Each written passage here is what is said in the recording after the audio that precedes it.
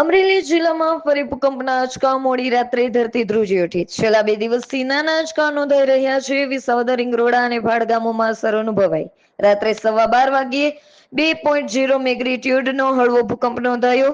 ઊંડાઈ આશરે 5.9 કિમી હતી. કેન્દ્ર બિંદુ અમરેલીથી લગભગ 44 કિમી દૂર નોંધાયું. પ્રાઇવેટ વાહનોને પસાર કરવા રસ્તો પહોળો કરવાની બેદરકારી અને તંત્રની નિષ્ફળતાને કારણે ગંભીર અકસ્માત સર્જાયો હતો. મહુવા સેંદરડા રોડ પર એક 4 વ્હીલ વાહન ઇલેક્ટ્રિક પોલ સાથે જોરદાર અથડાતા અકસ્માત સર્જાયો.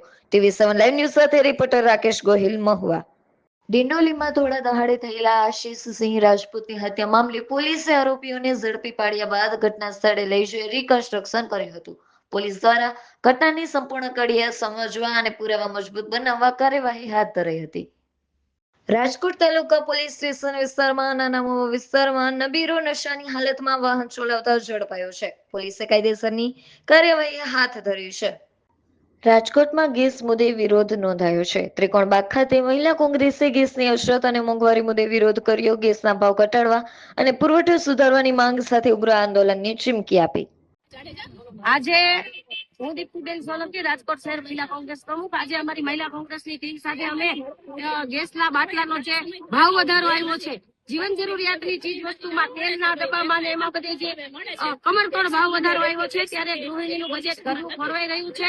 ભાઈઓને બેરોજગારી વધતી જાય છે, પૂરતી કમાણી નથી. ત્યારે આવા જીવન જરૂરિયાતની ચીજ વસ્તુમાં ભાજપ સરકાર જયારે એવું થઈ રહી છે કે સબકા સાથ સબકા વિકાસ, ત્યારે આપ જોઈ રહ્યા છો કે આટલી બધી કમરતોડ મોંઘવારીમાં લોકોના ઘરના રોટલા ખાવાના પણ ફાફા પડી રહ્યા. નાના અને મધ્યમ વર્ગના માણસોને એવી પરિસ્થિતિ સર્જાય છે, ત્યારે મૃતપ્રાય થયેલા બાટલાની આજે અમે નનામી કાઢી છે. અને દેશના વડાપ્રધાન જયારે એવું કહેતા હતા કે ગટરમાંથી ગેસ ઉત્પન્ન થાય, તો એના પણ આજે અમે પ્રયત્નો કરી લીધા છે, નિષ્ફળ રહ્યા છે.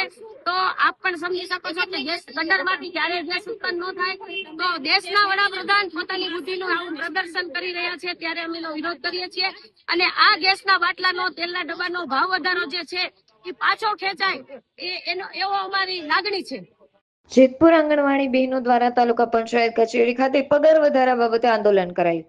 મુખ્ય માંગ હાઈકોર્ટના હુકમમાં જે પગાર વધારો કરવામાં આવ્યો છે તે લાગુ કરવામાં આવે અને વેકેશનમાં પણ વર્કરને હેલ્પ બનેના સમાન રજાઓ અને ઓનલાઈન કામ માટે સારા મોબાઈલ આપવામાં આવે તેવી માંગ કરી છે. TV7 લાઈવ ન્યૂઝ સાથે રિપોર્ટર ચિરાગ સોલંકી, જેતપુર. મારું નામ ગોસ્વામી મિત્તલ છે અને હું આંગણવાડીમાં વર્કર તરીકેની ફરજ બજાવું છું. આજે કેટલા મહિનાથી હાઈકોર્ટનો ચુકાદો આવી ગયો છે કે અમારો સમાવેશ વર્ગ 3 અને 4માં કરવામાં આવે અને અમને લઘુત્તમ વેતન ચૂકવવામાં આવે, છતાં પણ સરકાર દ્વારા કોઈ પણ પગલાં લેવામાં આવી રહ્યા નથી. 10,000 રૂપિયામાં અમારે કઈ રીતે આટલું બધું કામ કરવું? અને પહેલાં તો ઓનલાઈન કામગીરી એટલી છે કે અમારા મોબાઈલ પણ પ્રોપર ચાલતા નથી, મોબાઈલ અમારા બંધ થઈ ગયા છે. છતાંય ઉપરથી એટલું પ્રેશર છે કે ઓનલાઈન કામ પૂરું કરો. હવે અમે ઓનલાઈન કામ પૂરું કરીએ કે બાળકોને પૂર્વ પ્રાથમિક શિક્ષણ આપે, અમને એ પ્રમાણે વેતન આપે તો અમે અને કામગીરીનું ભારણ ઓછું કરે, એ જ અમારી અત્યારે મુખ્ય માંગ છે. અને હાઈકોર્ટના ચુકાદાનો અમલ કરે, અમને કાયમી કરે અને વર્ગ 3 અને 4માં અમારો સમાવેશ કરે.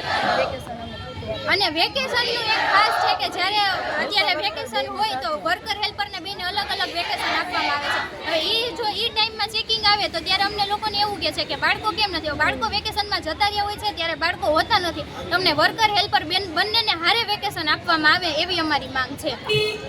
જેતપુરમાં પરપ્રાંતીય યુવકે ગળાફાંસો ખાઈ આપઘાત કર્યો છે. જેતપુરના મોટવાડી વિસ્તારમાં શ્રી રામ એમ્બ્રોઇડરી નામના કારખાનામાં એરડીમાં રહેતા યુવકનો ગળાફાંસો ખાઈ આપઘાત કરાયો છે.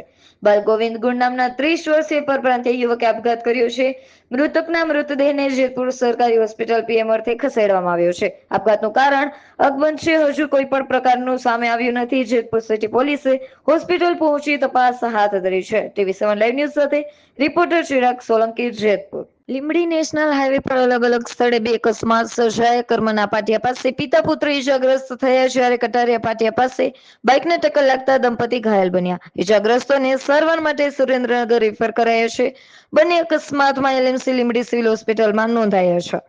ખાટુસરા ગ્રામ પંચાયત દ્વારા આંગણવાડી કેન્દ્ર નંબર 1 તોડી પાડવાની જાહેર હરાજી યોજાઈ હતી. 15,000 થી શરૂ થયેલી બોલી અંતે 46,100 સુધી પહોંચી હતી. દિનેશભાઈ માવજીભાઈ જાદવે હરાજી જીતી, ત્યારબાદ મહુવા અને તળાજા સહિત વિવિધ વિસ્તારોમાંથી લોકો બોલી માટે જોડાયા હતા. જય હિન્દ, જય ભારત, ભારત માતા કી જય. આજ રોજ તારીખ 18/3/2026ના રોજ ખાટસુરા ગામની આંગણવાડી કેન્દ્ર નંબર 1ની હરાજી હોવાથી મહુવા તાલુકા અને તળાજા તાલુકાના ઘણા બધા ખરીદનારા લોકો છે એ ખાટસુરાની અંદર આવેલા અને જાહેર હરાજી કરેલ અને આ જાહેર હરાજીની અંદર દિનેશભાઈ માવજીભાઈ જાદવને આંગણવાડી કેન્દ્ર નંબર 1ની હરાજીનો બોલી છે એને આવેલ છે 46,000 અને 100 રૂપિયાની અંદર દિનેશભાઈને આ આંગણવાડી કેન્દ્ર નંબર 1ની દરેક વસ્તુ છે એ હરાજીમાં મળેલ છે. આભાર. જય હિન્દ, જય ભારત, ભારત માતા કી જય. રાજકોટમાં રસ્તા પર મહિલાનો હંગામો વિડીયો વાયરલ થયો છે. જુબેલી ગાર્ડન એન્ટ્રી ગેટ પાસે મહિલાએ જાહેર માર્ગ પર ધરણા કરી રોષ વ્યક્ત કર્યો હતો. કેમેરા જોતા વધુ આક્રોશિત થઈ હંગામો કર્યો. પરિવારજનોએ સમજવાના પ્રયાસ કર્યા છતાં મહિલા શાંત ન થતા તંગ પરિસ્થિતિ સર્જાઈ હતી. પરિવાર દ્વારા મહિલાએ નશો કર્યો હોવાનો આરોપ પણ લગાવ્યો. વિડીયો સોશિયલ મીડિયામાં વાયરલ થયો છે.